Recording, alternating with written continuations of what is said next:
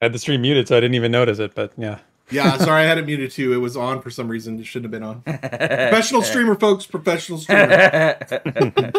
rite of passage. That's how it goes. All right. So Nathan, what did you think? What were your off the cuff thoughts? You know, I really just think that number one, getting the kind of like examples for what they're going to be looking for the pre-alpha test. I think that's good things to go ahead and let soak into the brain, so that you can in advance be ready to give them good feedback for what they're needing to help them with development. And of course the cleric. I mean, we didn't get the paladin, but cleric is the next best thing I could have heard. So pretty happy about that.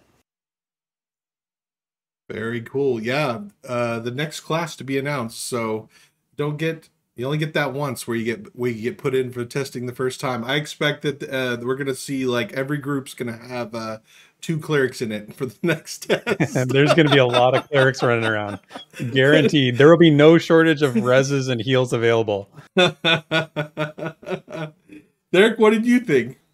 Well, I mean, I want to talk about how a lot of their class updates featured stuff that leaned into the class identity, and how that is in line with the tenets, right? Class identity and really giving the class the flavor that they want. They talked about it with the Dire Lord. They talked about the glass cannon identity of the wizard. I know that Draq, you were probably don't take happy that from that. me. Don't take it.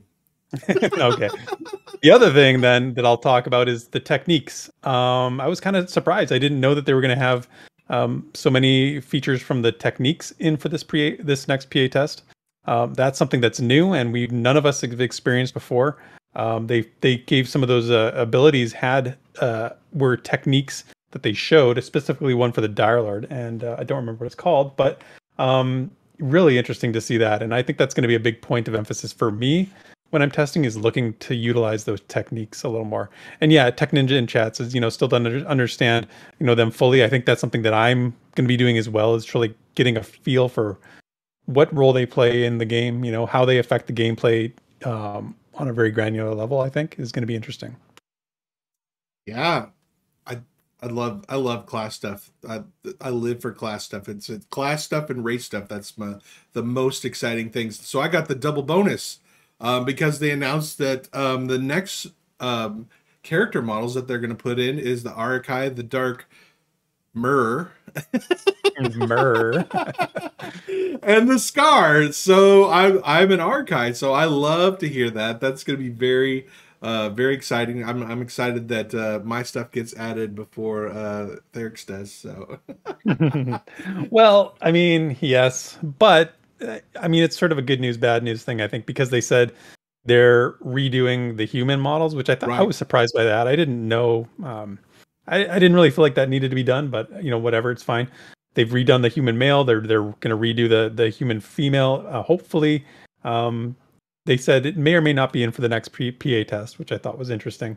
But then going back and prioritizing the unrepresented races first. So as much as maybe the elves could use a redo as well, but they're going to go and do the ones we haven't seen yet. So the Scar, like you said, Scar, Darkmer, and Arkai. If I had to guess, I would say that the redoing of races already in the game have a lot to do with now they're beginning to think of character creation.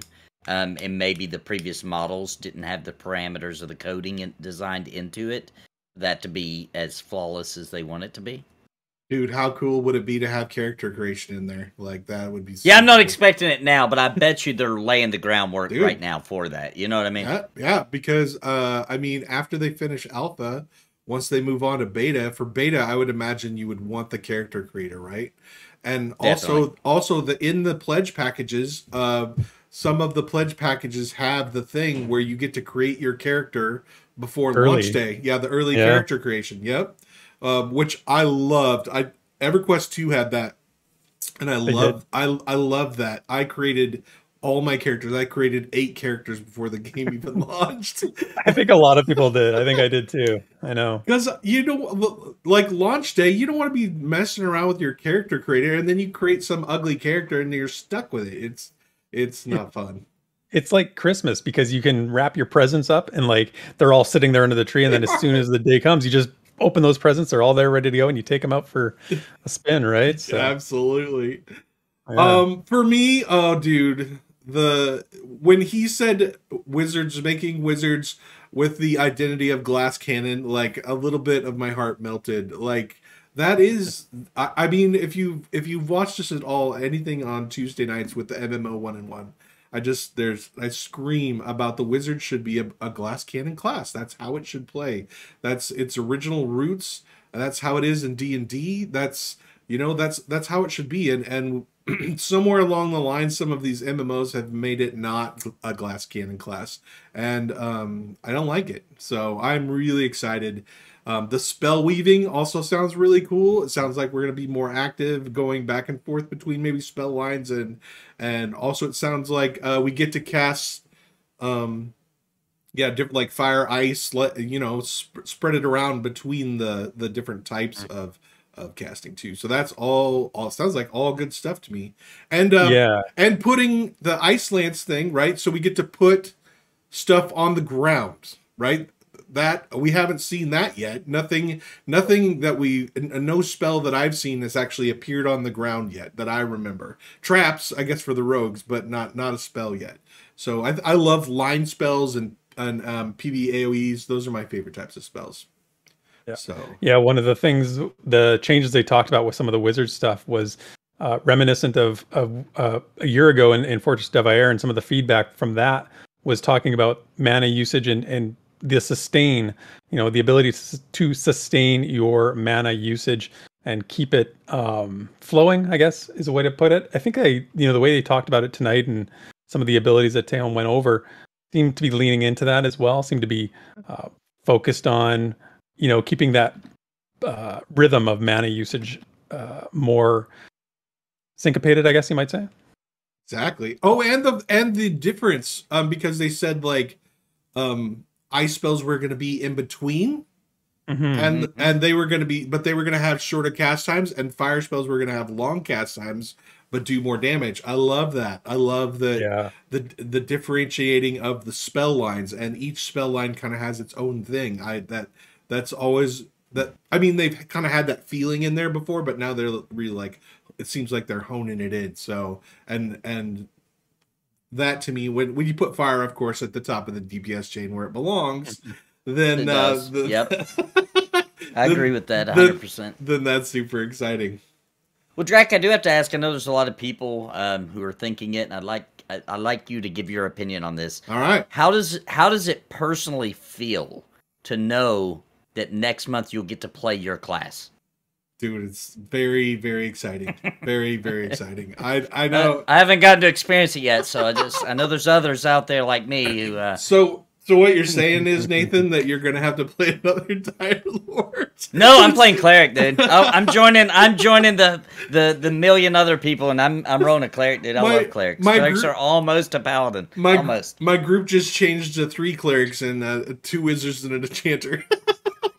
That's how we're gonna roll. I've got to roll cleric because that's my wife's main class, right? Oh, so I can kind of get she's gonna come in here at some point and be like, oh, let me play for a while, and I'll be like, no, that's against NDA.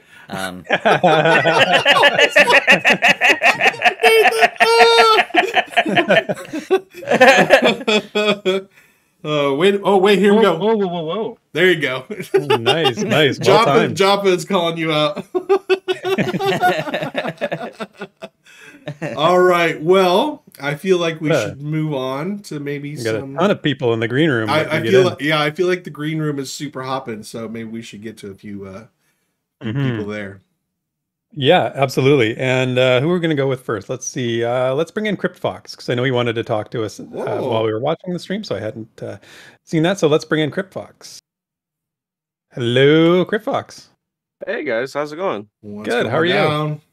Not bad. What's on your mind? I know you wanted to chat while we were watching the stream, but didn't get a chance. So what were you hoping to talk about? Oh man, what was it? I was just in awe. But I think the thing that blew my mind the most was that they said that clerics were going to be barrier healers. Because in my mind, I always think of clerics as like the big heals. The druid is like the AoE heals and the shaman and heal over time, how I've seen them before. What do you think? What do you think of barrier healing? I mean, what's your vision of that? What does that look like to you? So the shamans, they don't have like a reactive healing. They're the hot healer. ability. Yeah, like you like buff somebody if they take a hit, then a hot starts. That's a kind of ability to have. Yeah. Okay, yeah. So I guess barrier healing, I would say, I kind of envision it closer to be like the God, I forgot the name of it. The not the summoner, but the other one in Final Fantasy 14. You're asking the wrong crew. Yeah, that's not us. The one with Okay. fairy? I always think of the warden in Yeah. EQ2. The warden EQ2. The warden Scholar. class. I thought The it was scholar. the warden. Yeah, that's what chat's saying too. Is a scholar. Yeah, the scholar. The scholar. Yeah. Yeah. So I see it like, throw out AoE, barrier heals, maybe like small heal over time that's maybe like less efficient than a shaman.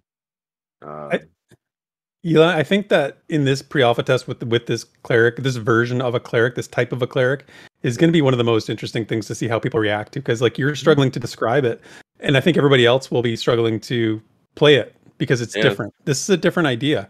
The idea of, I think Desrin in chat used the term interceder. Like somebody who doesn't repair health on you, somebody who prevents it by putting barriers up, prevents damage from coming in the first place, right? So.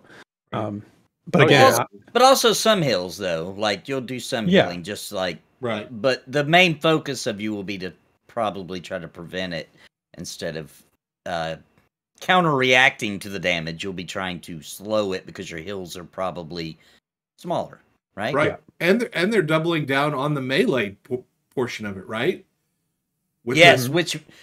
Dude, I saw that coming a mile away because like shield and hammer proficiency. Joppa's been talking about it forever, but I didn't know if they were going to. I didn't know if they were actually going to make it happen. But it kind of because he said it in there today. He's like, yeah, it's going to be a frontline healer. So that means like the cleric's going to be up there.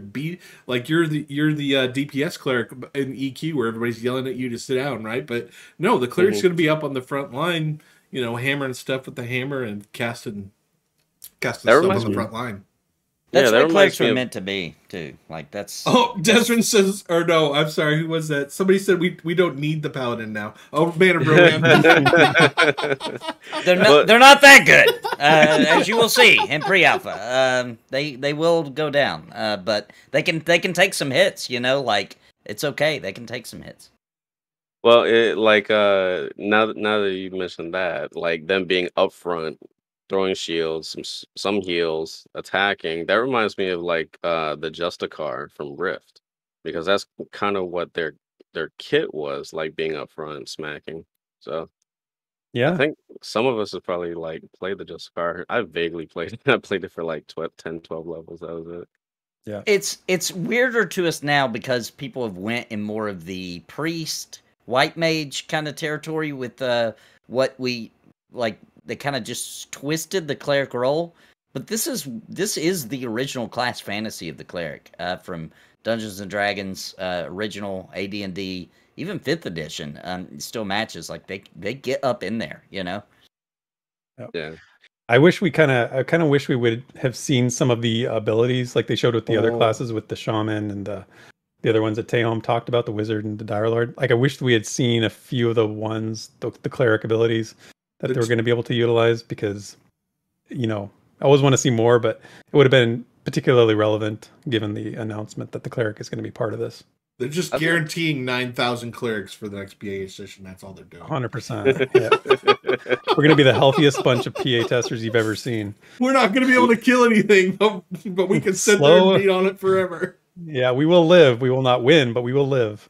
Literally sitting there and having them describe all of the things from the classes. I was like, I want to play that. Yeah. I want to play that. Yeah, me too, Oh, for and sure. that I want to play that too. I know, So, right? That's the way it is every I already time. know that Crypt is going to have a serious alcoholic problem. So, Oh I boy, think a lot of yeah. us are. I think a lot of us are. Like, Minus talked about this a long time ago on Pantheon Plus, which was that was one of the magical things about EverQuest was you would see a class doing something really cool and be like, I want to do that. I'm going to roll that class. And you see another class. Oh, I want to do that. Yeah, I'm going to man. roll that. Like, that's the way it is, man. That's part of that addiction. It really is. Yeah, It really is. Right on, yeah. Crypt. Anything else before we move along? Ah, no, I'm just excited that we got something coming up in the next month, like 4 or 5 weeks from now, likely. Yeah, absolutely. Roenick's, Yeah, right on. Roenick's spilling beans in chat. He says next month maybe we'll see something on the cleric. Oh, okay. Nice. Some more details, some spells, Nice. maybe. And for That's anybody right. wondering, I would like to say September 22nd is into summer, so I think it'll be. I don't think it'll be before then. I would still classify as summertime. Yeah. We should do a poll, like see what week everybody in chat Oh my thinks. goodness, I'm done with yeah, picking yeah. squares. That game. Yeah, I was gonna say, yeah. Are you doing the September squares? That here, came or back what? to bite me once. It's a done deal. Yep. You haven't lived that one down yet. Sorry, the pain Right is on. the pain is still raw. Right on, Crypt Fox. Good to talk to you as always, man. We Yeah. will we'll see you as we do every Tuesday night for MMOs 101. Absolutely, thank you guys. Later, man. Night. All right. Who's our next victim? How about byproducts? How about Fate, aka byproducts? So Fate byproducts, if you want to unmute yourself, we'll bring in as soon as you're unmuted. There you go. Byproducts. Hey, how are you? Hey, how's it going? Going really well. It's going really well. I feel like I just talked to you when you were streaming before the dev stream here. you were hanging out in chat. That was awesome. Mhm. How's it going? What's on your mind from the dev stream?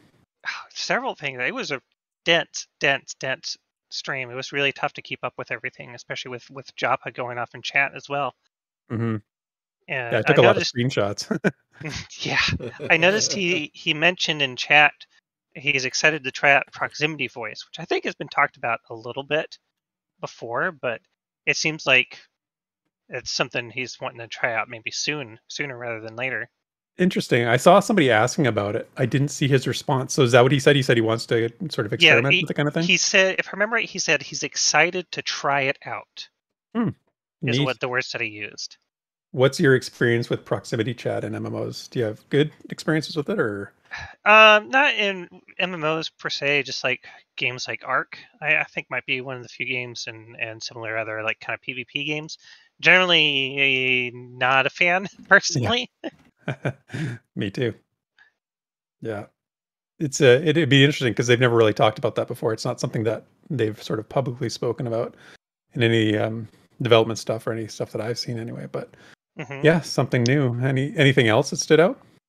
Yeah, I noticed. I don't know if it was new or not, but I did notice that there were mentions of like attribute bonuses on the skills and the techniques, and also what the skills themselves will do to the technique if you were to level up that skill.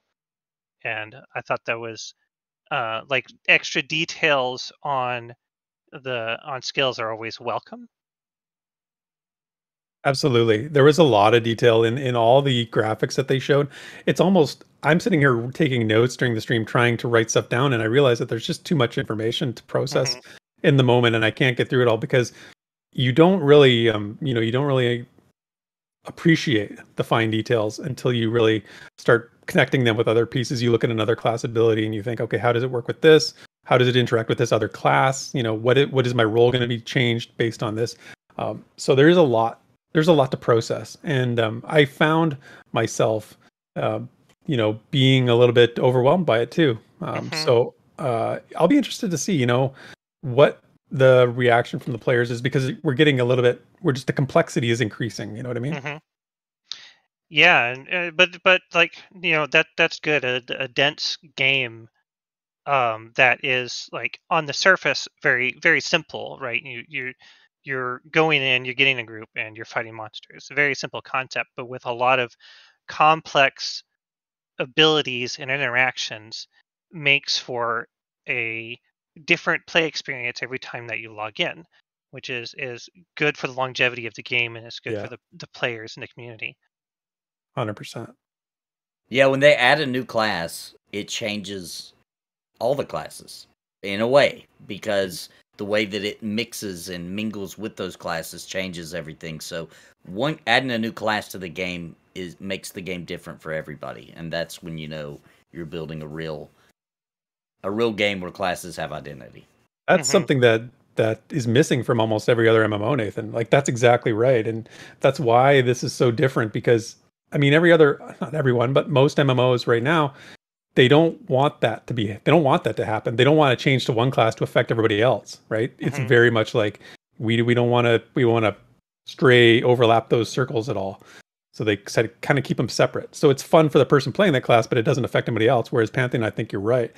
The different mentality, the different philosophy is that we change one class and then everybody else has to appreciate that you're going to interact with this class differently now. That's why you can do lower Guck 15 times and it's still fun. 15 times? Come on, Draq. You've done it way more than that. All right, well, that's true. He means in a week. That's true. It's a Monday night for Draq. The little that I've experienced, like high-level gameplay on other games, I've noticed it's been you're in your bubble, right, where your actions don't necessarily affect the raid all that much, except towards getting to the end goal of ending whatever fight that you're currently on. But it's like, if you're healing, your goal is just to keep the health bars up. If you're doing damage, if you're DPS, and your goals are just to deal DPS, and there's no real interaction with your party members. It's just you're going through the movements of your class, and it's all contained in a little bubble.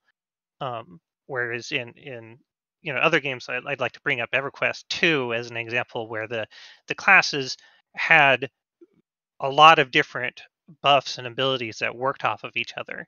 And a big part of the game, the end game, was stacking the classes in favor of doing, getting as much defensiveness as possible on your tanks and getting as much DPS as possible. So, stacking certain classes with the scouts and stacking certain classes with the mages would greatly increase your damage rather than just throwing them all together.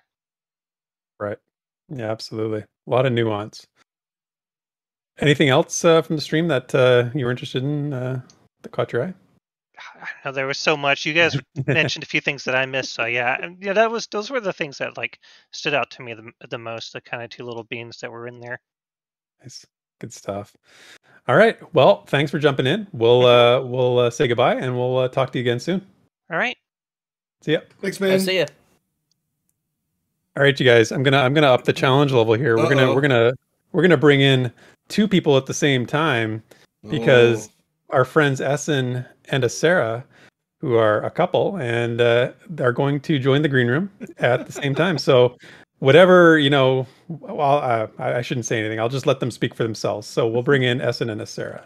While you're doing that, I just want to talk a little bit about if Therek is overwhelmed, that means I'm completely overwhelmed with getting all the details from that stream.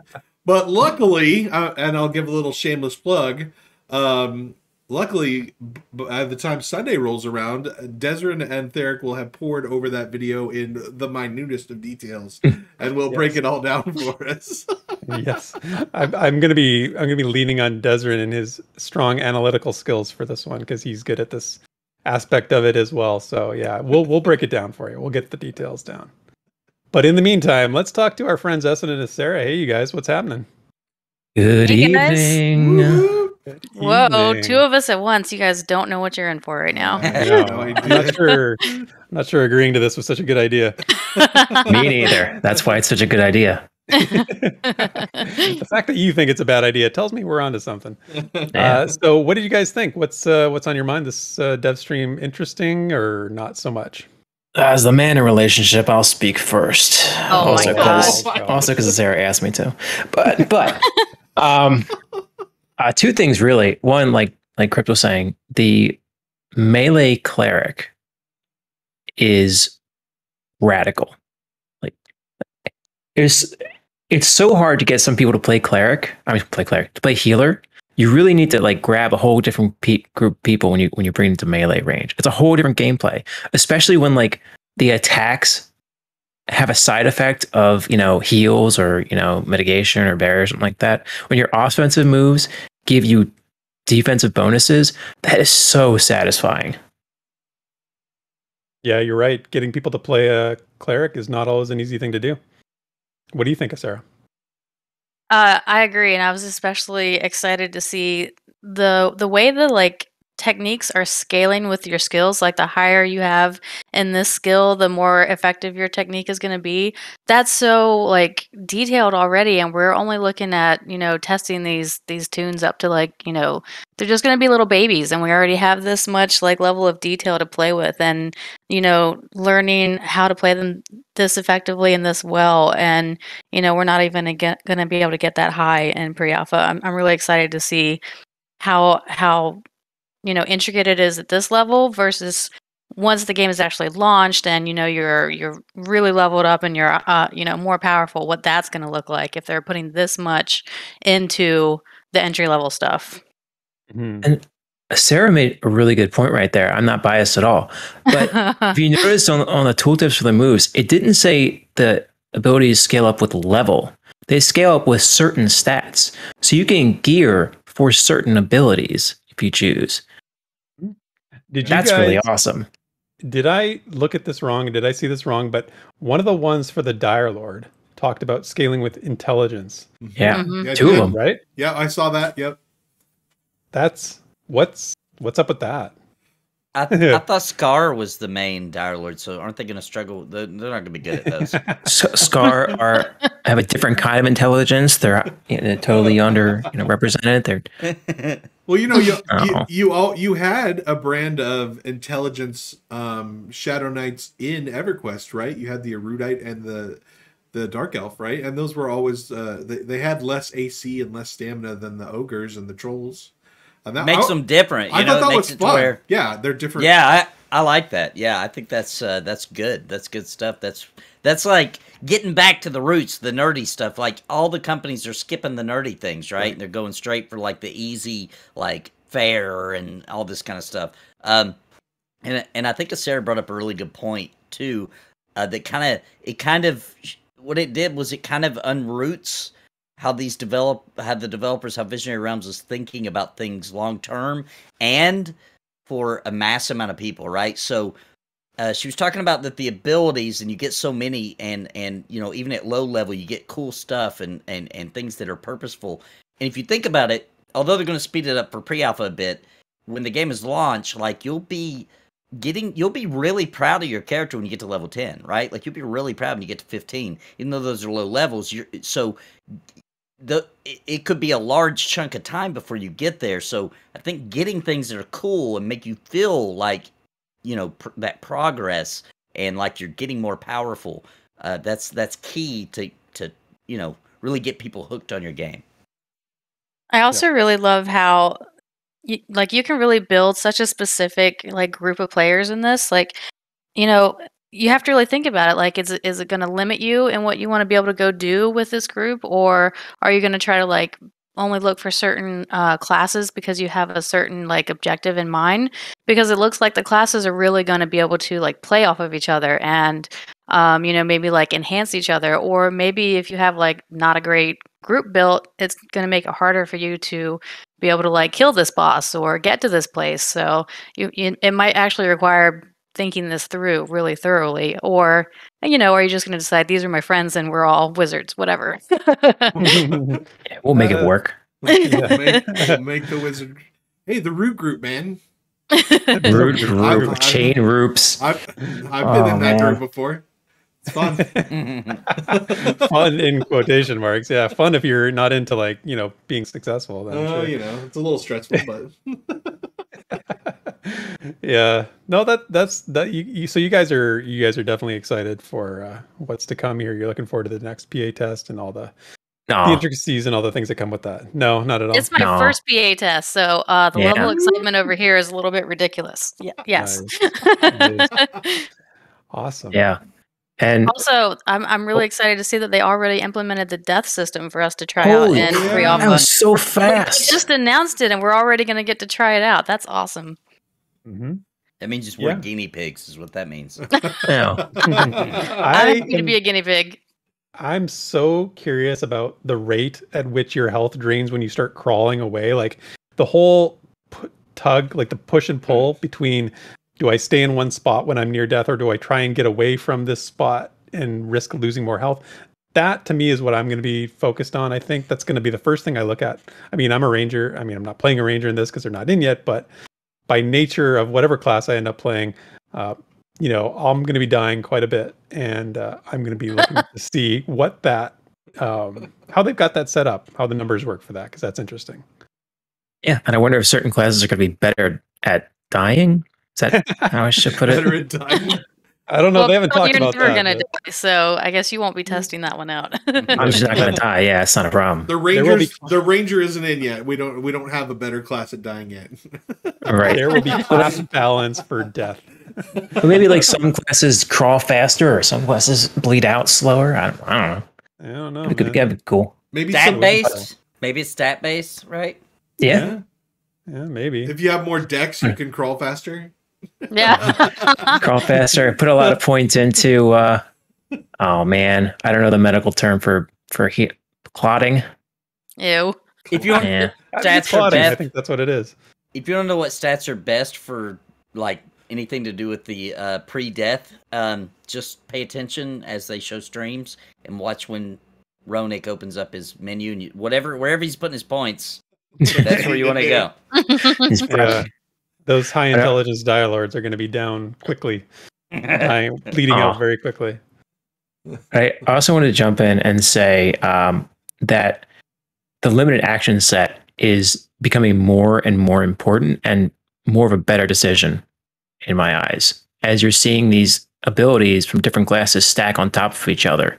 Like, you're going to have a specific loadout for grouping with shamans, and a shaman's going to have a specific loadout for grouping with you. And that's just 2 classes. Imagine there's 6 classes together. Like, you're going to have to really, really know every other class as well as your own. And that's pretty cool. It's also going to mean you're going to need a lot of bag space because you're going to have to carry around all this different gear. No. No. Yeah.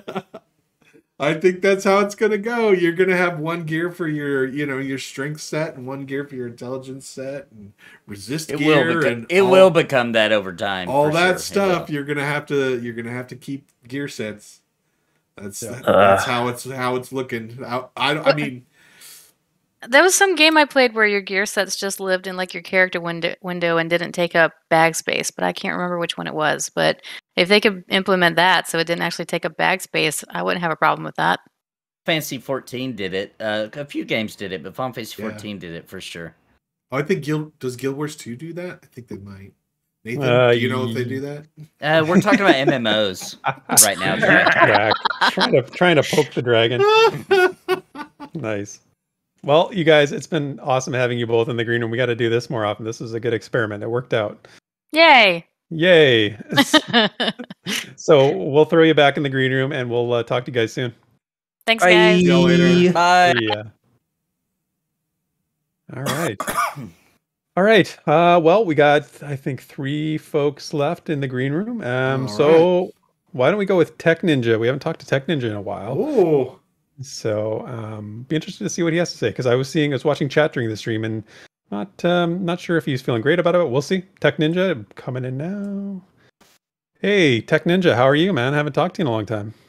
Yeah, man. Thank you for having me on. Thanks to Pantheon Plus and all that you're doing on. Nathan, good to see you on the panel, man. Yeah. What's up? All right, so gonna dive right into it. Let's consider barrier healing. What are the stats that are attributed to a barrier healer? Are they armor-based? Are they strength-based? Are they dexterity-based? And how are we earning these skills as a cleric? Are you expected from level 1 to just, jump in there with your mace? Is that what's going on? Or are you expected to step back and heal and gather cloth material? Like, what's going on with that character? I really don't know. And so I mean, on that topic, there's a large integration about how item stats from how you're playing your game and how you're collecting items and how you're building your character. It's been told that the gear that you have is really going to determine your gameplay. So what's it even matter if you're a cleric or a paladin or if you're a dire lord and now with intelligence? Like, is it really going to be based on what you're gathering gear about? Like, is the game going to give you how you're playing the game, or are you going to get to decide how you're playing the game? Like, are they sort of telling you how things are going to roll? This was a discussion actually Desmond and I had on the Rewind a few weeks ago, maybe more than that, when they talked about when they introduced techniques. It was the same exact question that I had, because when we were sort of learning about them, they were talking about how techniques were not mostly, but were attached to weapons, right? So there was always going to be like a preferred weapon for a certain class. So you're thinking about clerics and barrier healing, and will that weapon, what will be the weapons that are sort of like, what's the best weapon? I can't remember the name of it at the moment, but like the top tier weapon that is going to give you the techniques to use to enable your barrier healing, if that's even how it works, right? So I think that's what I'm hearing from you. Is that what you're saying? Like, you're worried about like too much determinism in terms of your skills? I mean, like, if you're expected to get up there and do the most damage to heal, like, does the mace or the sword that you're using, are they stat dependent? Like, is your character stat dependent, basically, is what I'm asking. Didn't they say that all the priest classes were going to be wisdom based? Like, there was going to be alterations in it, right? But didn't they say, wasn't that a while ago? Yeah. They said that all the priest classes were going to be wisdom based. I'm pretty sure they said that.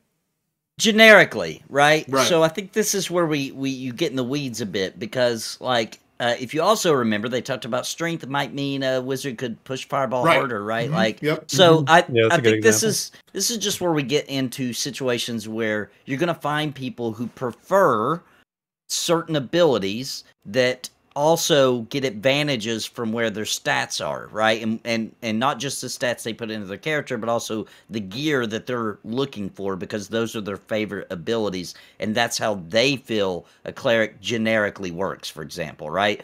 But they may be in a group where they have to switch one of their favorites out for something else because of the group composition, and then they're not as effective with that ability as you might have a different cleric. Therefore, you get in a group with the cleric, it doesn't mean the same thing, right? Like, it's a different person playing a cleric with different gear, different layout, different favorites, different stats, different gear, blah, blah, blah.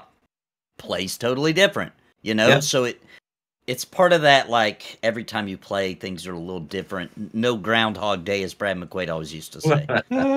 Right. And I guess when it comes specifically to the cleric, like, I haven't looked for a while. I don't know if they've updated it, but I guess they're staves and maces mostly. So like, they got to get up in there. They're gonna be up in the face of the NPC that they're fighting. So, but they're also like, aren't they squishy? Are they wearing chain? I don't really know how that goes. Like, what happens when the threat gets too far? So if I remember correctly, there was a heavy plate class, and that was paladins and warriors, and then there was a secondary plate class. Do you guys remember what that one was called?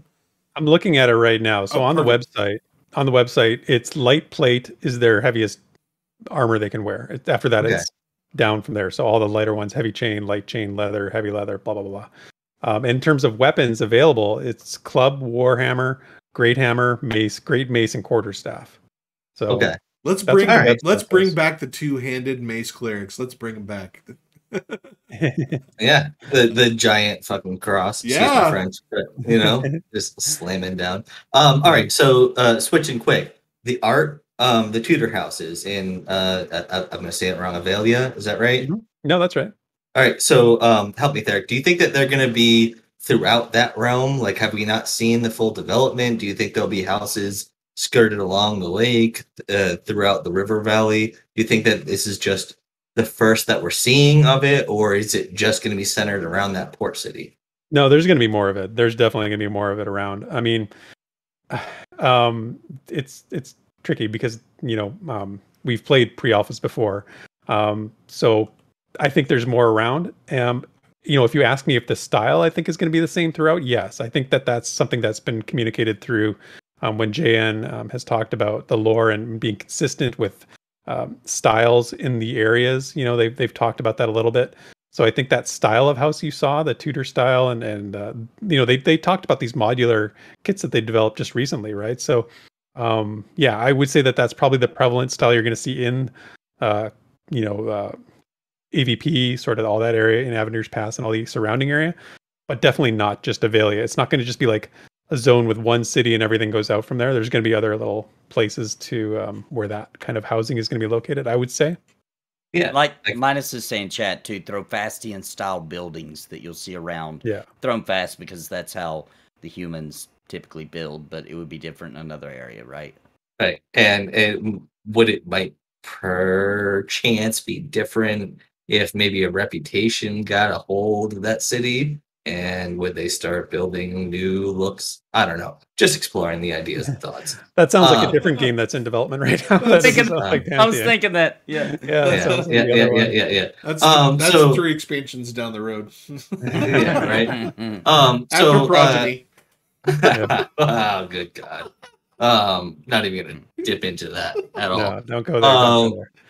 So I'll take my exit, and I just just for a thought exercise, this is what we decided to look at with Thronefast being presented to us. And before all this, we got a lot of what Wild's End's up to, but then now we're in the art session of the isolated zone, and we have all been in the isolated zone for quite a long time of Thronefast, and we're back there where you just get what you get, and the rest of the world's being developed. So I wonder what, the extension to Avenger's Pass, maybe Wild's End, maybe some zones that we've heard of but haven't seen. I wonder what's going on there. So thank you very much for having me on. I really appreciate it. I love everything you guys do. Love VR, man. This is great. This is, I'm around. I'm biting at the nips. We're seeing what's up. So right on, Tech Ninja. Yeah, man. Thanks for joining us. Good to talk to you, dude. Yeah, see you, man. I mean, he brings up a really good point. What was shown and what was not shown. We didn't see any of the halfling stuff, right? We didn't see any of that, or I didn't expect that we're going to see Fairthel or anything with the elves, but like it's still just Thronefast, so that's interesting. Now they did say at one point a couple streams ago though that just because that's what they're showing doesn't mean that's all they're working on, doesn't mean that's all this was done. So we don't know what goes on behind the scenes. So don't anybody take it as all their development time has went from this point for the past 5-6 months in Thronefast. Right? No, I'm not saying that. I'm just saying that it might not be in the PA session. Yeah, that's what I was questioning too, whether or not we're going to be in any different areas. Yeah. No, that would be a twist. I think they've been working on it. I figured if they were going to have halflings, if we were going to be able to go into the halfling zone, we probably would have seen it. Agreed. Good point. Yeah. Anyway, okay, so we got Zelek and Desrin. Should we make Desrin the caboose again? Yeah. Yeah, Desrin's gonna be the caboose. He's a professional caboose. Professional caboose. Okay, so Zelek, you're up. So unmute yourself, undeafen yourself, and we'll bring you in. There you go. Hey Zelek, did you see that you were actually featured on the VR stream? Did you see that you were in the pre-alpha footage, the 2021 footage? I 100% did see that, and I wasn't going to say anything about it, but yeah, that was pretty cool to see myself. Yeah. I saw you call me out in chat too. I did. As soon as I saw it, I was like, hey, I know that Dire Lord. I've seen that Dire Lord before. Yeah, a time or two. Can't confirm that I'm a pre-alpha tester or anything, though. No. NTA not lifted. Now you can. No, now you can. Now you're allowed to because they showed it. When they showed it, you can talk about it. Okay, there we go. You've been cleared. You've been cleared. You have your. Oh my goodness! You have my your half a second blessing. You got secret clearance now, dude. Remember that one time when I was playing pre-alpha? Yeah. Yeah, that's right. Yeah, when I ran across Minus's camera. It was the best moment of your life. That's right. There's my half a second of fame on the internet. That's right. Oh, what else about the stream did you like? So much to unpack on this one, right? So I'm going to go ahead and jump on the graphics first of all, right? The gray boxing not looking so gray boxy anymore. the trees kind of jumped out at me. Like I saw the grass waving and I saw the trees blowing, and then maybe I was imagining things I wanted to see. I don't know, but I could have swore that like as the branches got thinner, as it got near the top, that they, were more flexible than the branches near the base at the bottom, almost like there's, maybe different wind at different altitudes, or that the trees are actually affected by the strength of the wind at different areas. I don't know.Maybe I'm just seeing what I want to see. But that kind of jumped out at me. I was like, dude, the trees look amazing. And maybe that's just my inner elf. We'll have to go back and look at that. I did not specifically notice that. Oh, yeah. It looked like some of the branches that were thinner just were moving a little more than like some of the thicker branches. I don't know what that was, or maybe my imagination. Developers, graphics. Go hopefully ahead. the developers heard that. I want to make sure that they caught what you just said. So maybe next month we could get another like full tree stream, right? Oh, there we go. That's right. Yeah, we 100%. Yes, see, Desmond brought it up. The tensile strength of the different branches of the tree. See, this is what the Rangers want to know. Oh my goodness. Oh man. I'm a ranger with you in spirit, but I cannot get behind your tree fascination here in this case. But. That said, that wasn't the only thing the graphics revealed, right? How about the Gadai bridges? What's up with that? The Gadai are expanding bridges, crossing the rivers. I mean, they're encroaching on Thronefast at this point. We got to do something about that. They got to let us in to fight them back. They've advanced a whole century in technology. Right? Well, it has been almost a year, Draq. I mean, come on. I'd offer, to let Draq help with that, but Draq being the one-button wizard, that's not going to work anymore. I can burn the bridges down if you want me to, but well, I mean, maybe, but wizards are the new bard. You're going to have to start twisting. Weaving your spells. I have macros for that. It's going to be great. Are you going to use third-party application on your keyboard for that? I would never use my Stream Deck to play Pantheon. I think Draq would rather just be a bad wizard. I think he would just rather just be like, I'm a bad wizard. I'm not doing all that. Right there with being a professional streamer. I'm very professional streamer. I'm so honed in on my stream all the time. Such a professional streamer that you can play with your Stream Deck. I bet you he could. He could. Oh. Yeah, so I mean, just overall, the graphics impress you, like the graphical difference between 2021 and 2022. I'm not going to say that this is like some amazing, new Unreal 5 level of showing off, but what's there is it's impressive in and of itself because it's showing the level of detail that they're looking at now, right, with this stuff. And you can see that they've taken a lot of care to put some, I'm going to say variety that is appropriate in there. Like some of the trees that are clustered together are similar but different. It doesn't look like what you see a lot of games do. Like, here's my swath of trees, and we're just going to repeat this pattern over and over. Yeah. It looks like some thought kind of went into the placement of it, and some of the trees are, have more foliage, more lush foliage to them than some of the other ones do. And I'm back on trees again. I fell for it. Happy little trees. I mean, the thing with all the improved graphics and the new, what we're seeing, the new visuals, is that it's going to be a real test on performance, right? Like it's going to be the counterbalance of that is going to be how does it perform based on when we played it in Greybox, right? Like when the PA testers played it in 2021 and there was less processing going on or less, to do for the game engine. I will say this. I do have a soft spot for the Greybox.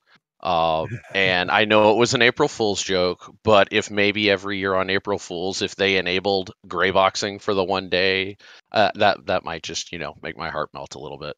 I would be worried that they couldn't switch it off when they were done. I'd be like, oh no, we're back permanently to Greybox. There's a little bit of nostalgia attached to that world now. You know what I mean? Like there's a little bit. I've already got a little bit of nostalgia, and I'll always remember the old Greybox. Dude, Greybox we're now adventure. OG, man. We're That's OG. Right. We can be like, hey, I was there for the Greybox. Back in my day, I was playing Pantheon when it was Greybox. I remember when Man and Rohan made that song. Greybox. Hope you youngins enjoy that bridge we had to swim across back in my day. That's right. And you're welcome for killing the Gadai to free that bridge for you. That's right. Exactly. Yeah, lots of good stuff. Anything else? There was. So Just the only other thing that I was going to kind of maybe touch on briefly here. I don't want to go too late. I know you've had a long day, Therek. Yes. Is I really like some of the changes they made to the Dire Lord that Tahome brought up tonight as well, with the resource management and the balancing of, do I want to burn more of this resource? Do I want to conserve some of this? Do I want to use abilities that are going to lessen what I can do right now in order to recover some of those resources? And I'm excited to see how that's going to play out with the class. And I know Nathan is too, now that we've confirmed that he is in fact a Dire Lord. Confirmed. Confirmed. I think Nathan's never going to play a Dire Lord again. You might say, Cleric's in the game. You might say Cleric's documented. in the game. Done.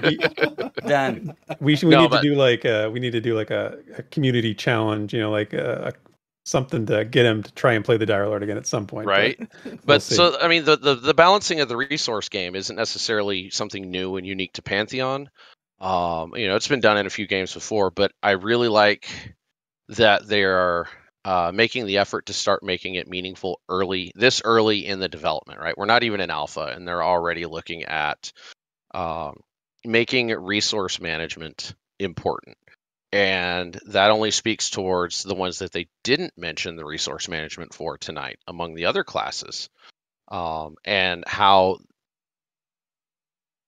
you manage that is going to kind of manifest as to how you play as a player and what kind of skill you have. And I think that's going to give you also opportunities. You know, you're going to have some maybe more conservative Dire Lords and maybe some more aggressive Dire Lords. And it's going to give you a way to kind of stand out with your play style and how you manage those situations now versus the, you know, oh, mob X does this, I press Y.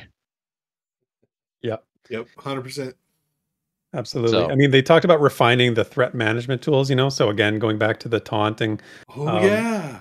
Right. I mean, Yeah. that's the big thing about the Dire Lord was that it was, you know, it was really the only class that previous PA tests have had that was doing all the taunting, right? And so they've had a chance to really look at that and see how that played out, how that, you know, what the feedback was from that, and now they've refined it. And I think when the other, you know, tank classes come along, you're going to get a much more advanced version in terms of threat management. So, Well, and that kind of they already Go added ahead, some. Draq. They already added some nuance to it, right? Because if you are using, wasn't that the taunt with the ability that they put on there? You once you do that, you can't do anything else. Oh, are you talking about the channeled ability to force the NPC toward you? Yeah, wasn't that it? Wasn't that the taunt? Yes, No. but they did say that it could be interrupted or silenced too. Yeah. But you can't do other things, right? Right. So you're going to have to choose. Yeah.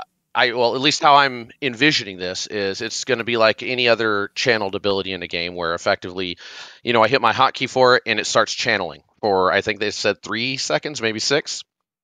And it's going to start forcing the mob toward you. But I imagine you'll have the ability to break that if you need to break that to do something else, maybe more important, like, you know, intercepting a spell that's incoming or doing something else. But also in other games, you have some of those taunt abilities like that. You're stuck with it. Yep. You know, now you can manage it by having a channel that is interruptible. Right. Yeah. Yeah, lots of interesting stuff. So, I mean, we'll see how that plays out. We'll see what it looks like. And, you know, I think lots of people playing Cleric, but there's still going to be those Dire Lords that still want to continue to refine their experience from last time, right? So I'm excited for that. Yeah, definitely. Well, So we should... Thanks, guys. Yeah, no problem. They're a superstar on stream now, officially confirmed PA tester. See you later, man. All right, y'all have a good night. Have a good night, man. All right. Last but not least, he's going to give me heck, but we got to thank you for making him the caboose again, but bringing on Desrin. What's up, caboose? I'm not going to give you heck, good sir. Oh, good. Oh, thank God. I was so worried. No, well, last week or last month, I should say, you guys got me on first, so this is here to balance it out, right? That's true. And I gave you look how much time you have left. You have like 15 minutes before 10 o'clock here before we wrap it up. Oh, there's a deadline now? Well, there's no deadline, but Just saying. That's just Therek's wishful thinking. Oh man! Therek All might have right, to work tomorrow. just a second. I've got my document. I need breaking to open out here. the encyclopedia. No, on the note of the classes, though, let's just say the wizard has gotten a lot more complicated. Or complicated is like kind of negative, right? But it's gotten a lot more thoughtful, it sounds. And it reminds me a lot of the monk. Because the monk is kind of the poster child of new classes that are a bit cerebral. I think it's appropriate for the wizard. How are you feel? Are you kind of daunted, Draq? Oh no. The thing with me is I don't have the alcoholic problem. So I'm just gonna play the wizard until I have it. I just, you put in your whatever, right? I put in hours after hours after hours after hours of it until I figure it out. That's how I roll. So I'll be a one button wizard on day one, but then 4 or 5 weeks in, it's gonna be I'll have it going. Right. Because there is a lot of interplay with all those skills, though. So you really have to know them. Yeah, so what Draq's trying to say here is by about the time the 5th expansion comes out, he'll be using about 6 or 7 abilities. Yes. Well, I mean, after playing EQ so long, he's at least, I don't know, where's Rob and Daimlos to give him a hard time? Because I feel bad. But he's at least mediocre by now, right? He is. I'm a mediocre EQ wizard and professional streamer. Those are my 2 titles. All right, I'm sorry, Draq. No, I'm sorry. Fine. But yeah, it seems the 3 classes they featured, and hopefully Roenick's right. They bring this section of the show back next month. But they are, as someone said, starting to really hone in the classes to have a lot of identity and expanding the abilities to be a lot more interesting. There are a few notes on the Shaman that I'm really, really happy about as a PA tester. But I feel like I can't give specifics without going back to other things. But I am really happy about it, especially when they said combining, like kind of consolidating a lot of the redundant abilities. That makes me happy a lot. Yeah, it is interesting. You're talking about the wizard abilities, and those were the ones I was still writing them down when they were talking about them before I sort of gave up on it. But spell reflection is one of the ones that I think is just got so much potential, and I've talked about it a little bit before. But Draq, I think that you will absolutely, this is such a cool ability and such a cool aspect of the wizard, and this is something that Teom has focused on and talked about in the past, being so how you utilize it will really make a difference. So there's only one piece that's missing. That's the little mini teleport warp thing. Every wizard's got to have something like that. Oh yeah, that in there, and so that's the last piece. Then I'm good to go. maybe later on, these are all lower. Yeah, no, totally. It can totally. Maybe be you get a blink stuff later. Yeah, absolutely. Yeah, blink. That's the word. Yeah. Blink. Yeah. Well, outside of the class stuff, there were a few nuggets that I was kind of surprised about. You guys touched on the models, the different races. Mm-hmm. I did want to note on that. So it doesn't sound, and maybe they could correct me if I'm wrong, as usual, but it doesn't sound like they're just completely like starting from scratch, redoing each race. But it sounds like it has more to do with the rigging. And I know that's been mentioned a lot and probably not explained as much. But I think it's not like a complete redo, but more hooking them up so that animations and stuff like equipping gear, how it has to kind of like fit your character and it has to, move where it's supposed to move and not move where it's not supposed to. So like that's more in line with what I think they're talking about with the races. If they are doing a complete redo, makes a lot of sense. They did say the human rigging had some broken things to it. Exactly, and if that's the case, they have said that they've been working on that for a while, right? So, hopefully they've got a whole like pipeline. Didn't they hire a rigger? Wasn't that one of the art hires? Yep. On that note, though, with the races, I think it was really, really cool how they talked about their approach now, how they're leaving in the previous ones, and they're not going to redo them until they add the races that we've been missing for a long time. I thought that was a really nice nugget that I don't feel like they really had to say, but it felt good. I think it would have been a problem if they hadn't said that, honestly. Like if they had said we're going back and redoing the human models, I think there would have been a substantial groan in the community, because a certain place where certain people might have had a lot of text go by in a short period of time. when they said, we are prioritizing doing the ones that aren't in the game yet, like the unrepresented races we're doing that first, and then we're going to cycle back to the other ones for those improvements. I think that was a bit of a sigh of relief. At least, I mean, for me, I'll speak for myself, but that's good. Relief. Yeah, so I do think it's a good thing that they added that in. It was a nice gesture for sure, because everything's going to blow up saying, the third redo or whatever. That endless iteration is a constant looming threat, I think. Right. Let's see. There's a few other things here. All the things included in the PA session. So they actually rattled off a ton of things that you could assume that they were in, but they weren't necessarily confirmed. Like the day-night cycle, weather. They kind of generally gave the environmental updates.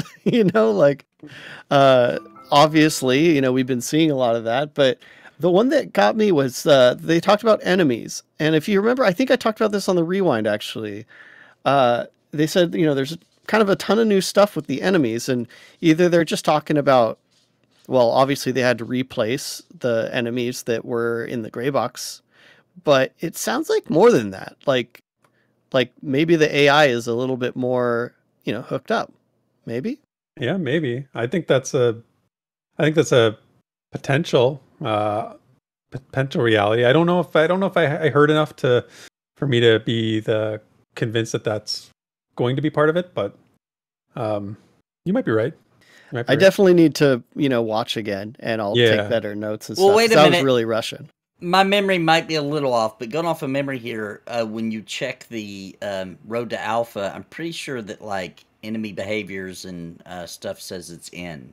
It just says complete, but I don't think that necessarily means they're not doing anything with it anymore, right? They would want to test it internally, right?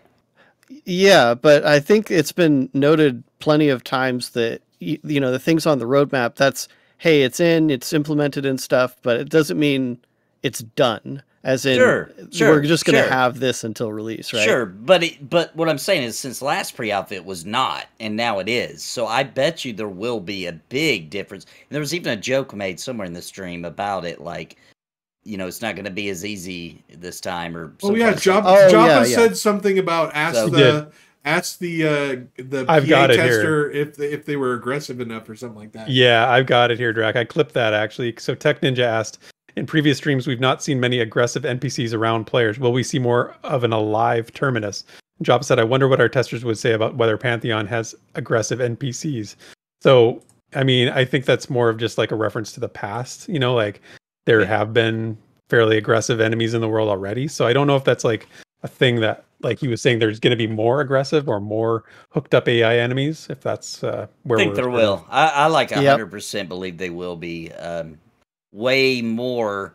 I'm not saying it's, complete. Nothing's complete, but in the game, but I do believe it'll be a big difference. I think we'll see some dispositions. We'll see some things. I think I'd hope so. It'll be a wild ride. Remember too, a lot of what we're seeing is also low level zones, right? Yeah. And well, I shouldn't say all of it, but a good chunk of what we've seen is low level zones. So not in your low level zones, you don't always get the super aggressive mobs. Yeah, absolutely.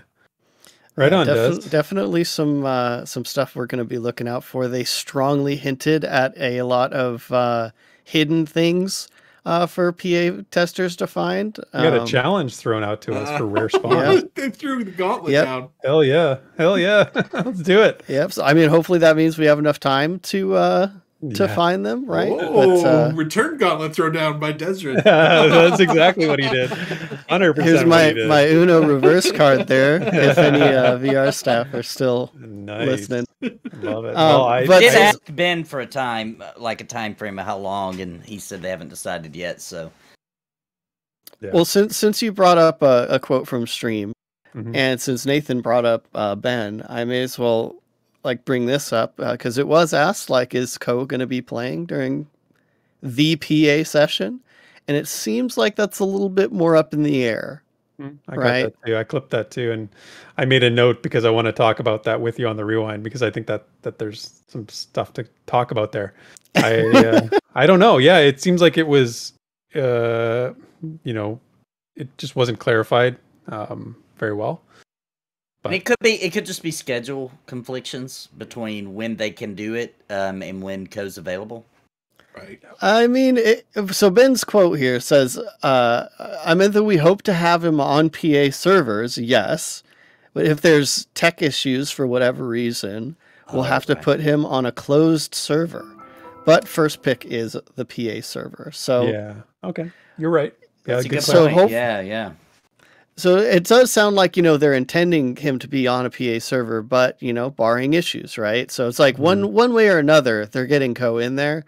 But man, I can't stress enough how important I think it is that Ko is literally testing with with the PA groups. I think that is really pivotal. And if they show it on a closed server, I wouldn't feel super great for what's probably going to come as backlash. Black, it's going to rain down. Yeah, well, time will tell. First big session or first big test on the network, I think, is the only reason they're saying that, because anything could happen. So I think they're just, they're very careful with their wording on making sure that they're not telling a fib, what have you. So I think that's more of what it is just the unknown of this many people on their brand new network stack, right? Yeah. Well, there is one way that they could know. And we're okay with it. And we here are ready and able. Just give us the date and time. We'll bat phone it if we need to. Bat phone is right. Right on, Des. All right, Therek. I've got good 5 news more minutes. No, I got good news and bad news. You're no longer the caboose. We have special guests in the green room who are going to follow you, so you're not the caboose anymore. Oh, nice. They can keep you up now. Perfect. Yes. All right, man. I'll see myself out. I can't see it. I can't see it, so I'm excited. Who we got? All right. See you, Des. Two at a time, or how are we doing this? Okay, we're bringing them both into the same time. Right. Oh, here we go. Minus and Roenick joining the show goodness. at the end. Here we go. There's Minus is in and Roenick is in. Hey boys, what's happening? What up? What's up, guys? How you doing?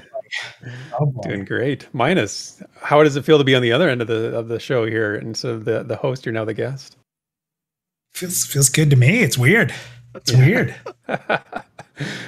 Yeah. So what are you guys doing? Hey, we're here hanging out, seeing how stuff is. Me and David were finishing up, getting it up on demand here, and reading the chat, and said, "Hey, why don't we see if we can get on there?" So, yeah. Well, I think listen, it's obvious we really appreciate what you guys do, and so we thought maybe we'd come on and give back. So we're here. Wow. What we can and can't talk about, but we're happy to elaborate on some things possibly that have been said. But nothing, obviously. No beans. No beans. No beans. Not authorized. But happy to chat about what we're looking at here, right? Like, I mean, you guys are in pre-alpha. How does it feel from your perspective to see the world being built and the changes from the gray box, right? Or the green box? Yeah, I mean, personally, I somebody said earlier, it's hard to imagine not playing in the gray box anymore. I'm ready to move on, and I think this world, like looking at the screenshot or the video that's on the screen right now, actually, the thing about the layered mountains, the new design with the mountains, and the climbing and all the stuff that's going to go into that, like this isn't like we've climbed in previous PA sessions, but I think this is going to be a much different experience. Just looking at the video that you guys showed. Everything, I don't know, man. It's hard to put into words like all the different things that I want to I want to experience now as opposed to then. I think it's going to feel so much different. You know, Yeah. you're gonna get over it pretty quickly. I'll just say that. You won't miss the old stuff. Yeah, and I was talking about it in chat, and you kind of said it there, but it was interesting because like I always joke, like thinking back to some of the old games, like Final Fantasy VII is always one I reference. Like in your head, that game looks so great, right? Like you think back to Final Fantasy VII, oh man, what an experience playing that. And then you go playing, Cloud is literally shapes. Like he's not even close to being an actual thing. It's just shapes. And that's kind of what was funny about digging through some of the old footage. And David, you had some footage that we went through. And it was just really interesting because I think in my head, remembering those experiences, how much fun we had, how great it was, and how exciting it was, my mind made those gray box sessions look more fantastical than they did. So seeing them side by side really paints a cool picture to what has changed. A lot has changed. It's been a lot of progress in a year. And when you see it month to month to month, maybe you don't realize it. But when you see it together like that, it's exciting even for me, being on the inside with that. So, and like you said, sorry, go ahead, Roenick. No, I was just going to say, and like the other cool thing is obviously with the tools that we're building, and things are happening fast. And so even internally, we're kind of just seeing things, happening faster, and it's great. In regards, you brought up. Right? Oh, sorry, good. No, I was just gonna say, just because it's been a year since the last PA test, do you feel more pressure in terms of what you think the players might be expecting? Are you feeling is there more of a palpable sense of like tension because it's been a year since the last one? You want to take that one first, David? I know you've been around for more of these. Yeah, no, I don't think it doesn't feel tense to me. Obviously, we want the people coming in to be happy, and we want to be able to deliver in a lot of ways. But I think that there's going to be significant advances all around. It's not just the world building; it's the combat. Obviously, we had Adam come on today and talked a little bit about some of the classes. Hopefully, we'll get to some of the other ones next time. And I just think that having it's going to feel new and different, even if some of the zones are similar. And we'll kind of take it from there. Like I don't listen, you're building an MMO, there's a crowdfunded game, obviously there's pressure in that sense, but we're excited, I think, more than anything else. Yeah, I'll add to that. It's we said it on stream, and it's 100% true. I can't say this anymore. And I always get in trouble when Therek, you remember my days of Pantheon plus you, is like my general excitement is very real. And sometimes people think I'm just overly optimistic or overly positive. And Nathan, you know me well, and Draq, you know me. And I've come to say over the years that, optimism is not naivety. Like I realize what the darkness around can look like, but I choose to see that light at the end of the tunnel, right? Like that's the difference in being optimistic. It's not naivety. And I think that every time we do a test, we're excited. It's like getting on stage or when you guys know, like when you're about to do a new stream, you get those butterflies in your stomach. We always get butterflies because like David said, we want people to get in this world and experience it and get that experience we've gotten as we're building it and testing it and running around, David and I filming content, and stuff like that. So there's always a butterflies in your stomach, but it's just so exciting. Like getting in there and watching all of you play and just having fun and chatting. Like you remember in those testing moments, even if there's issues, you remember in those testing moments why you're doing this and in the type of game you're trying to build, right? Because when you have that many people in the world, that's when it feels like the game you're making. So these testing moments are the times where, yeah, we can all play and do testing sessions, but when you're all in there is when we really feel like, yep, this is what we're going for. So it's really exciting. Yes. Are you nervous? You're always a little nervous, but it's not anything we wouldn't be nervous. If it was perfect alpha and it was going into a beta or beta was going into launch and everything was perfect, you'd still be nervous. You just want that excitement to spread and you want everyone to enjoy the passion you've put into it. Yeah. You guys there's almost never it's hard for a tester to understand this. But you guys are probably the most excited about us going into the world. You guys are probably more excited. It's like nobody can be more excited about people experiencing their product than the actual creator, right? Like the creators actually are more excited than the tester because they know all the little intricacies and details, and then they get to see it in action, right? Well, I think the other thing is, we've made no secret, we're building this game because there was a lack of this kind of game on the market, and it's the game that we all want to play. So when you guys come in, I mean, it gives me a chance to play. You guys heard that story. You guys heard that story I told on the stream, like about being incognito for like almost 2 days with that group, and it was great because like I was playing the MMO that I wanted to play, and so I mean, yeah, that no nerves excitement. That's awesome. And Therek, to add to, because I'm going to try to keep you here a little longer because of how tired you are. It's just like perfect. I love it. Yeah, I knew you were doing it on purpose. Oh, yeah. Let's take the day that Therek's the most tired and decide at last minute that we're going to come out. Hey, whatever, dude. I got it in me. Let's go. But Therek, you brought up the whole question on like climbing and the world. And I feel like we can kind of talk about this because we've talked about it quite a bit, David. Like, when we've talked about the change in the world and when Joppa was on talking about it, and we showed all those large scale shots of how the difference has changed it. I think the biggest thing to talk about is and Chris talked about this if people haven't heard, but the playable space. Like you're looking at a shot right now on screen, and that playable space is massively different. You can't put an encampment on the top of a peak very easily. But on a big flat plane that elevates into the next plane, and maybe there's a cave and you climb through that cave and then you get up to the next level, or maybe you have to get your climbing skill up or find a way around. I mean, when we've talked a lot, and I know Pantheon plus you talks a lot about exploration, we've just, in my opinion, multiplied that tremendously. And it doesn't even just need to be difficult climbing. It could just be small ledges or caves, like I said. And I think that what that adds to the world, and again, I'm not saying anything new here, this is what Chris said, but what it adds to the world is insane for everything that kind of checks the boxes on what Pantheon is trying to do with that element of exploration, a living world, wanting to explore, coming back at a different level, so forth.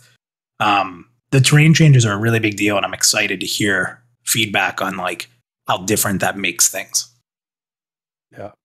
Yeah, I exactly right. There's just so much more to it. And one of my memories of PA testing was, when we were camping a spot and there was a ledge up above that we could go up on, and one person could just kind of sit up on that ledge and sort of, we were trying to actually test if we could, damage the mobs from the ledge if they could get to us, right? We were looking for that trying to break it. Easy mode. Yeah, we were definitely looking for easy mode there. But with this, when these ledges and these tiered mountains, man, oh man, there's the possibilities are, mind-boggling about how you're going to use this environment in the gameplay, in your strategies, right? So it becomes a playground, right? Right. Without a doubt. Yeah, exactly. I'll go one step further. We told the story, and I won't give all the locations, but we told the story about when we found the spider cave, right? Mm-hmm. And if you remember, when it came to climbing, it wasn't just climb up and you're okay. There were some prerequisites. And then there was also like, well, we can only climb so much. So we only have this much stamina to get up there. Where can we get a break, right? So now you're trying to climb and you're falling and there's other things in your way and there's enemies that are respawning. And you're kind of like, okay, wait, I found a ledge. Come over here. Come on this way. And then everyone's climbing up there. Okay, so where do we go from here? And that was in a small, tiny cave that led up to a really cool experience, right? Mm. Now think about that everywhere in the world. I mean, I still do that. Sometimes I'll be in there looking for footage. I get lost just trying to like navigate around, and it's Minus awesome.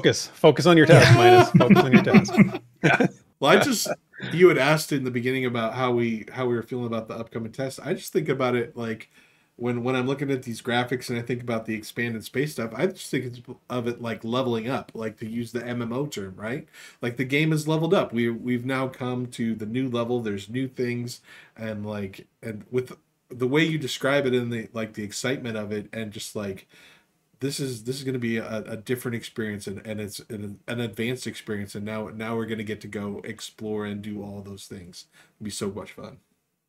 Well, one of the things, obviously, about being in the VIP and coming into pre-alpha is you're getting to level up with us. You know, like Yeah. I mean, I've never been part of any MMO. I've played betas before, but never, you know, this early in a game. So, you know, I think, you know, it's a double-edged sword, obviously, because, you know, things are changing, or, you know, obviously we were playing in what looked like Super Mario World. Like now the game, you know, the game is starting to feel and more alive every time we do one of these pre-alpha sessions. So, I don't know where I was going with that.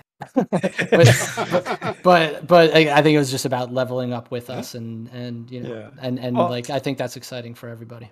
I mean, honestly, it's selling the game to people. I mean, this is what people should be. You know, if you want to get on PA testing, I mean, you're hearing from people who are doing this, how it feels. You know, it feels good. It feels like you're having a good experience, even in this early in a you know, in a testing phase.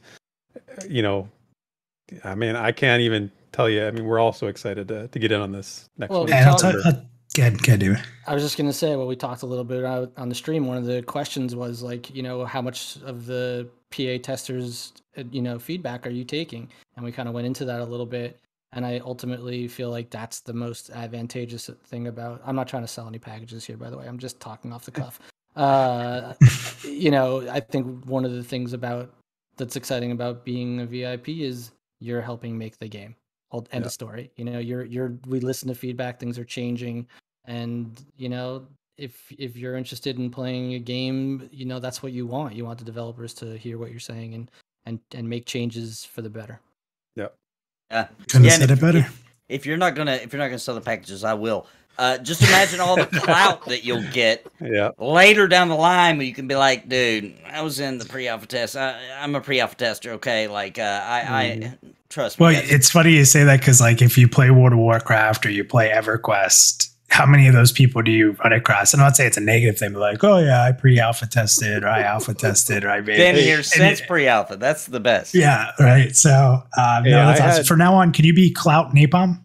Yeah, Clout Napalm. The Nathan Clout Napalm. I heard he bought his clout from the cash shop, so I don't know about that. Yeah, you never know. Certainly possible.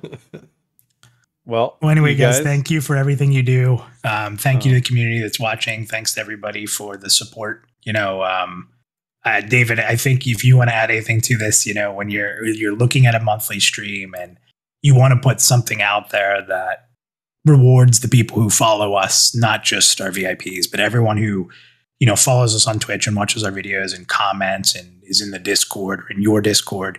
You know, when we put these together, David and I spend a lot of time talking to different devs and meetings and being in game and taking shots and reshooting and what can we tell? And sometimes, David, we even have to fight to be like, I think we can show it. It'll be okay. Right. So it's really cool to hear all the feedback. And it's not, like I said, it's not just, doesn't have to just be positive. But to hear the feedback and like the respect the community has, like this is why community matters, because it's a lot of hours put in, and we want to say thank you with these streams. We show what we can show. We understand there's a difference between tell me and show me, right? Mm-hmm. And we're trying to make sure we do both, because there's a lot to talk about that's important, but we also want to make sure your eyes are excited and alive and you're getting to see cool things too. So it's not just people talking at you. And I think it's been a really fun process for David and I to get used to hosting these together and, you know, building that rapport, David, right? And I mean, I'm still bitter that I missed that stream with you and Joppa. I'm not gonna lie. that one from that was a good one. It was a good one. It was a good one. You missed a good one for sure. But they're all, you know, listen, like Minus is saying, we always try to show what we can and the latest. And I felt like, you know, or we felt like this one in particular with showing where PA was last time, and you know, I think, and where it is now, you know, the streams really are, we're trying to, like Minus said, we're trying to do more of a show me kind of a thing. Yeah. It's tough, right? When you have a great stream, you got to follow it up. And all of you know that. Anyone who streams we've had, I would say this year, we've had a lot of really good streams, a lot of stuff that I think we're able to show. So then you sit there and you're like, well, no, this one's not going to be as exciting. What do you do? Right? Like we have these talks. How do we top that? You know, especially when you do a huge reveal like HDRP or a huge reveal, like a complete terrain rebuild. but it's cool. Like, the support and everything, like you said, and David has an amazing mind for this. The working with Dev, working with Ben Dean, the team is just really awesome. And really, we put some proposals together. We're not sure if we're going to get in there, and they, they trust us, and they trust the content team and the comms team to represent. And it's because of you, because everybody's watching and adding those comments and adding their feedback and growing our social media and all that stuff. And it's awesome. Like, we say it all the time, and I know it sounds cheesy. Again, I'm that optimist. I get it. Every little thing, any engagement, positive feedback, opportunity, it helps us prove a point that everything we do here is worth it. And it gives us that push to do more and more and do better and better. And just thank you. Well, I just have one question for the community in general is like, how much better is Pantheon Plus since Minus has left? No, don't answer that. That's a trap. That's a trap. Don't answer that. It's not. That's not going to be good for us here. We know it's. I'm obviously kidding. We couldn't. Listen. I mean, it's very apparent that, like Minus has said this last year, how in particular how much of an impact he's had for us, and literally everybody on the team loves Minus. I think part of the reason why we're able to show as much as we can and why we've been able to push things has been Minus. So I would like to say your loss is our gain, but I think ultimately it's a gain for the community as well. So not this is being recorded, right? So I can hold this against David that he says. Absolutely. Oh, we're using this. This is content. The last thing I'll say though is this: like, being serious. I'm like, well, why am I so emotional? I've been reading a lot of leadership books, and I'm doing a lot of leadership training in my other job, and it's like bleeding out in everything I do in my relationship and when I talk to Dave, everything.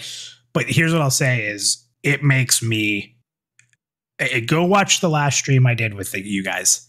You saw how emotional I was. I remember. That was super emotional. Yep. This, what you have all done, is exactly what this group was always supposed to be. It was never about one person. It was about community. You've added new faces, new ideas. You've built the concept. You've supported each other. You kept that bond that we believed in when we started this. Everybody, Nathan, you as well. Community matters. Absolutely. And if you keep that strong, it doesn't need to be so. I don't need to be the one. You guys are awesome, and it makes me proud every day to see you guys rocking and rolling. And I check in, and sometimes I'll jump in the chat, but I'm super proud of what you guys do, and I just thank you for keeping it rolling and supporting us. Well, I mean, there's nothing that hasn't been said that I could say that will improve on any of that. We have a great partnership, I think, in terms of us as a fan community, and what you guys at VR are doing is something that we're all feeling it. We're all resonating with it. It's feeding our brains and feeding our hearts, and we just love it. We just love being a part of this thing, and having you guys, you and Roenick, come into the chat here and on the show, and Teom's come on before, and everybody is just awesome. We just can't thank you guys enough, because this is what it's all about. So, like you said, this is the fun, man. This is the excitement. This is what keeps us going, right? It's super cool to have you guys. We really appreciate it. Yeah, Nathan, you're unusually quiet. I feel like that's because Minus got me emotional. But but before you guys go, I want to say something, right? And make sure this gets back to the big dog, Mr. Dean. Okay, you guys should be allowed, say in the last little bit. I don't know. We don't know how long it's going to be, but in the last little bit, you guys should be allowed to make an event on the server. The Bear Club Cave, whatever. You guys should be able to do something, Mr. Dean, that would show all the testers that there will be DM events in the game if you did one. You can record it from like a wide scope, get somebody up in the air. I'm just saying it'd be a great idea to do at the end, right at the end of the session, something crazy that nobody expected. There it is. David, how much trouble could I possibly get in, right? I mean, I find a cave, I summon 30 bears towards the front of it, find like an area in the back that they don't come to, and I just hit who, and I look in the zone, and I just summon each person one at a time. And we just record everybody trying to make their way out of that cave. I think it'd be great. I will say, I don't know if you guys were in the original, some of the earlier pre-A sessions, but I do remember one time Kilson basically summoned every large ent, dragon, anything that we had in game to crash the server at the end of the pre-A session. So maybe we'll try something like that again. Yeah, do something crazy. Do it. Well, Right thank on, you guys, and Therek, get some rest. I will. Thanks, guys. Thanks. Talk to you later. Thank you, guys. Thank you. Appreciate you stopping in. Thank you. Dude, awesome. Dude, how cool was Right? that? How cool was that? Oh boy, that was a hell of a stream. Hell of a way to end the stream. You never know what's going to happen on the old P plus U, do you? You never know. Got to show up. All Gotta show right. up to see it. Well, we got to get Therek out of here. He's about to turn into a pumpkin. But before we go, we're gonna try a new thing. I've got some. I got a stream deck. I spent some of my hard-earned own personal cash and got myself a stream deck. So I've got some little custom stuff set up, little pro streamer action here. So we're gonna see how this works. I tested it; it did go well, but sometimes when I test stuff and when it's live, it just all goes up in flames. So hopefully, give me a little bit of latitude and grace here. But we're gonna see how this goes. So here we go, Nathan Napalm. What do you got going on this week? I've got. I have to think about what day it is. Tomorrow I will be doing our P99 stream with me, Renfell, and Sparrow. And then Saturday I've got Cringe Pony TV. So make sure you check that out. It's totally a very heavily Pantheon comedy show. And then Sunday we're doing Weave and Void, which is a really cool homebrew D&D campaign on Weave and Void on Twitch. So go check all that stuff out. All right, Mr. Therek, what do you got going on? Well, like I mentioned on the show a couple times, we've got The Rewind, which is our podcast, our Pantheon-centric podcast on Sundays at noon. That's on our YouTube channel. That's me and Desrin, and we hit all the news and notes from the week that was in Pantheon development. We talk about community discussions, what people are talking about in the community, and sort of dive into those. We read some lore. We answer mailbox questions. We do all the fun stuff, and it's usually about an hour, and you can show up and hang out during the premiere, and if you can't catch it there, then you can download it on Spotify or iTunes and all that stuff. So that's on Sunday at noon.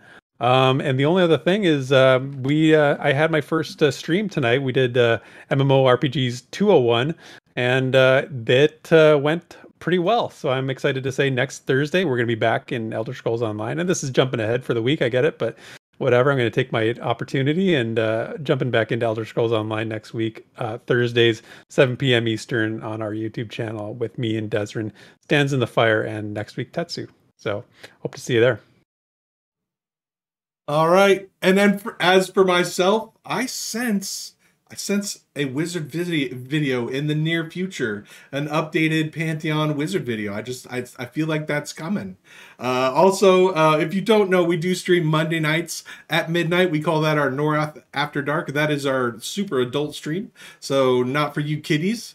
But if you like EverQuest and you like hanging out with a pretty cool bunch of dudes, come hang out with us midnight Eastern Standard Time Mondays. And then we have the 201. Me and Nathan and Sparrow and Crypt Fox are Tuesday nights. We're also doing ESO. And maybe at some point we're gonna do a little crossover PvP action. We haven't figured all that out yet, but we're currently in ESO. So that's all for the announcements. Does anybody want to say anything? It worked. Yeah, I was going to say if you pulled it off, man. It's professional streamer quality here. I do have the final ending. I got one more little surprise, but we'll save that for the end. Does anybody have anything before we go out? Oh man, I'm cooked. Nathan? Good. I'm good. Everybody, listen. One last thing I want to say to everybody is if you have not gotten a pre-alpha package, it's a good deal right now. If you can afford it, you're helping development, you're helping them hire more people, you're supporting something that you want, and we've all wanted for a long time. Now we have this opportunity to finally get the MMO that we've all wanted, but they do still need your help, right? And the more people that pledge, the faster this game comes out. That's why I'm so passionate about if you can afford it, go get it. I'll see you in the game. Perfect. Hey, one last thing. We just hit 1,300 follows on the Twitch channel. Whoever the last follow was. Hey, Draco 519, you're the 13th Thunder follower. So I really appreciate that. That's super awesome. That's awesome. Everybody wave bye-bye to the people. See ya. Good night.